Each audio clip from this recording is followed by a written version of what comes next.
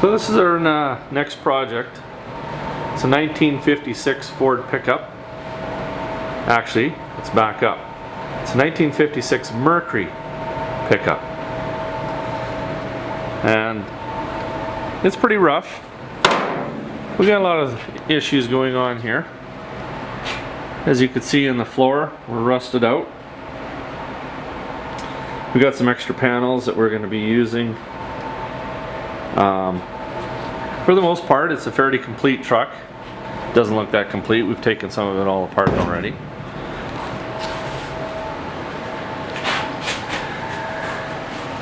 But as you see, there's rust on every corner. Of course, that's fairly typical. This is a farm truck. But our goal here is to repair everything up, kind of make it look like it's still an old truck, but everything nice and clean. We're not looking for a $200,000 restoration. We're looking for about a $25,000 restoration. So I hope to take you step by step through some of the little processes that I've come up with that seems to work well with repairing these corners.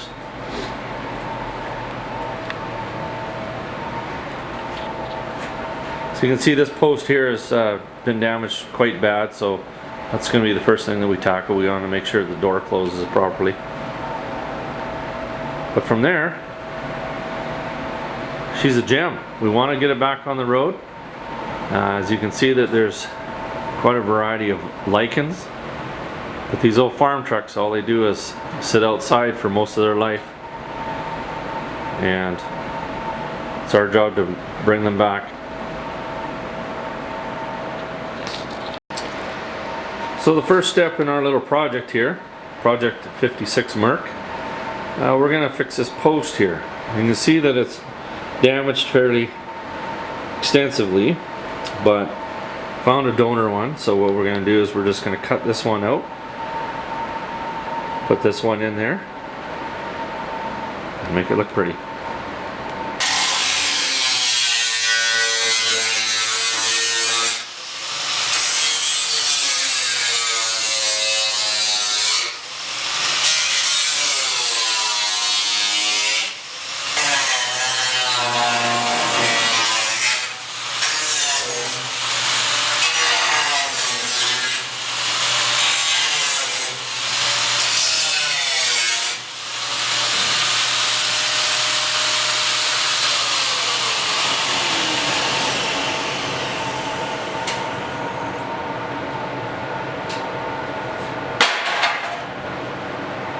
My whole goal here is to use this existing line body panel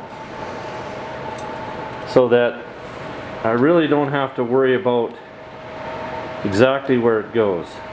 I can just weld right up to it, and then you get a nice sharp edge.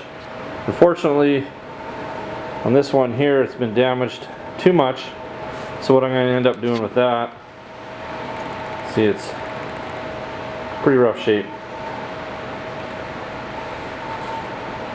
So what I'm going to do is just drill him out, and then I'll use the one off my other panel. I'm going to have to do a little work in there too.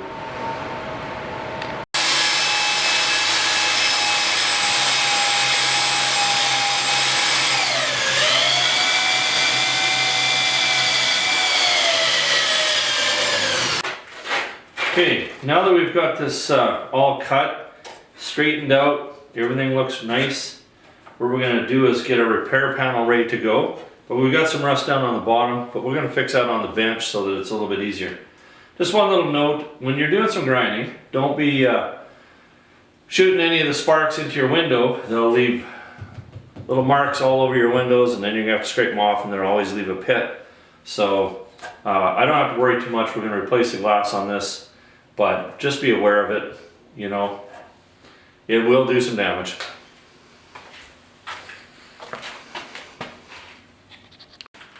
Okay, this is our little repair panel. As you can see here, the rust looks pretty bad, but it's actually not that bad at all. You can buy a repair panel for this, but you know, we're pretty good in here, and this is actually quite an easy little fix. We'll just build a panel for this, and that saves you about 75 bucks.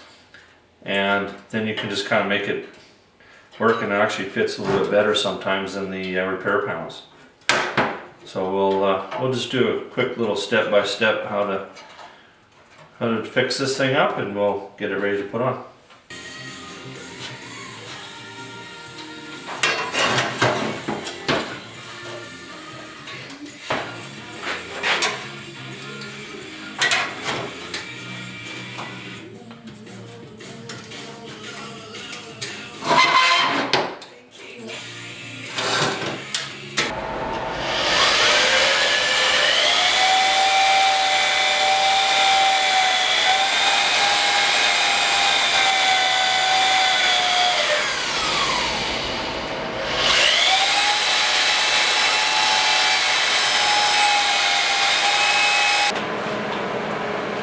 Okay, I just pulled off this little piece from our extra panel we had, because this piece was damaged. So I'm just going to tack this in here and get it all lined up. We'll weld it in for good, that way we can put our panel on.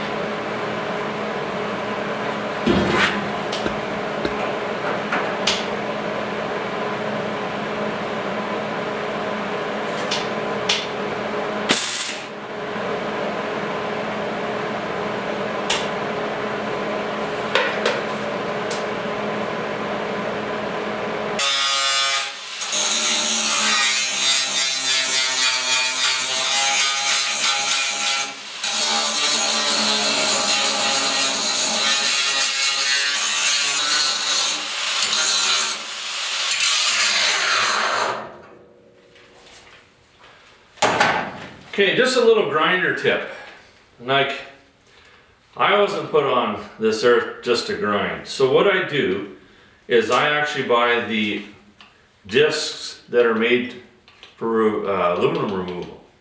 So the composition of these discs are just a little softer, and what that does is it allows you just to choose the steel weld or whatever you're grinding twice as fast as a regular grinding disc. And that gives you a couple benefits. What it'll do is it won't overheat, and that's exactly what you're looking for in when you're doing auto body. And it saves you a lot more time.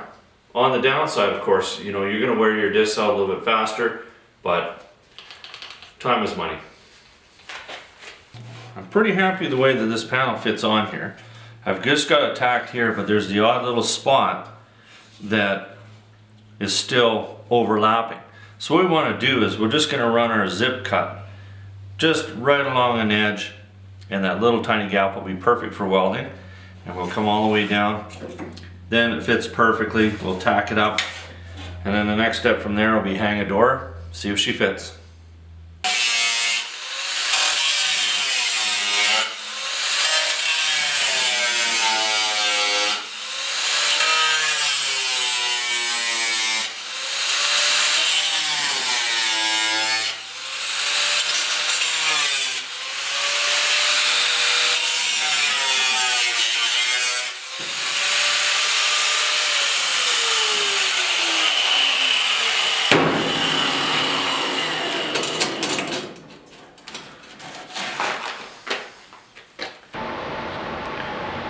Okay, I didn't bore you with hanging this door or anything like that, but as you can see, I'm pretty happy with the way that the gapping turned out. Of course, you know, we need some work there on that little bit of a rust spot.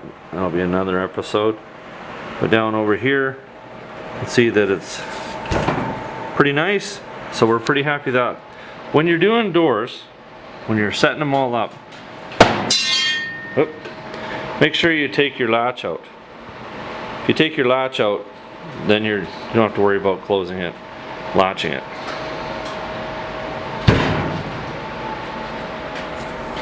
Before I weld this up, I took the opportunity, fortunate enough to have a sandblaster, so I sandblasted it a little bit and then give it a coat of primer on the inside.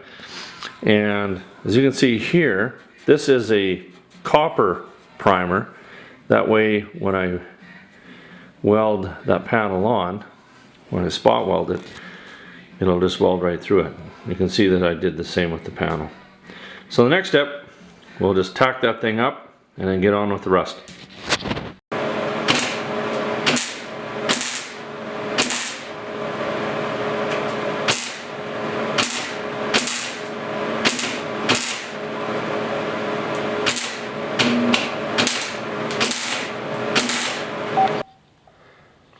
Alright, as you can see, I've got everything all tacked up. Now, at this point, we really want to resist welding the whole thing up. All that's going to do is maybe distort things. We want everything put together first, and then we can weld everything up. And as you can see there, I didn't sandblast everything. We'll grind the rest of it off. Sandblasting can do a little warping, so you want to avoid that most costs. But now we've got that done, we can turn our attention to some heavier rust, the floor. So we'll get started on that now.